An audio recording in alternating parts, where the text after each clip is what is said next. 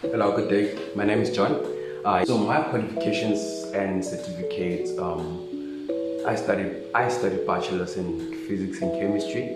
Yes, so those are my qualifications, and I have a diploma in educational psychology and a diploma in psychology. Yes, so those are my qualifications. Yes, I have tutored learners in online environment.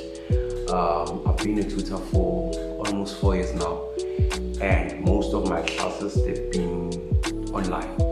Even last year, I've tutored more than 10 students, 10 learners in an online environment. So, of course, using tools like Microsoft Teams, Zooms, etc. Like I've mentioned, the experience that I have, I've been tutoring for almost 4 years. It's 3 years to be precise. Yeah, we tutored for 3 years.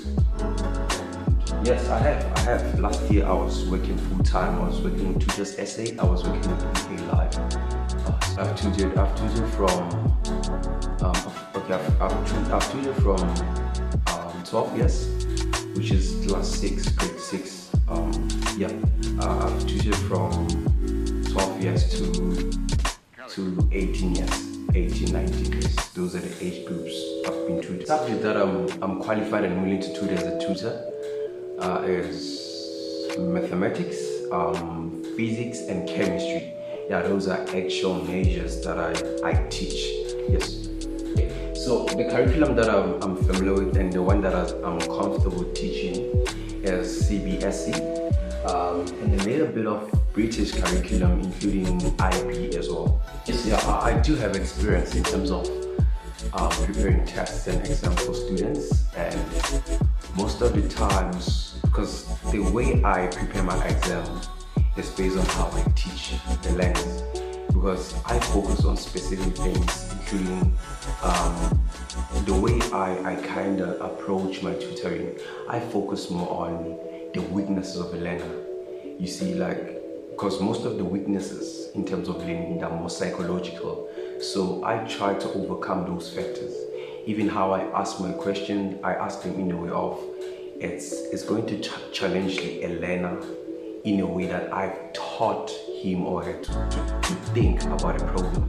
So most of the time, the way I structure my tests is based on how I've taught learners how to answer questions. Like I mentioned, that I focus more on the psychological aspect. You see, because before I really start with the learner, I sit down and analyze the strongest point and the weakest point in every subject. Because most learners, when it comes to subjects, in certain areas of the subject, they perform really good, and in certain areas they find it challenging. Why?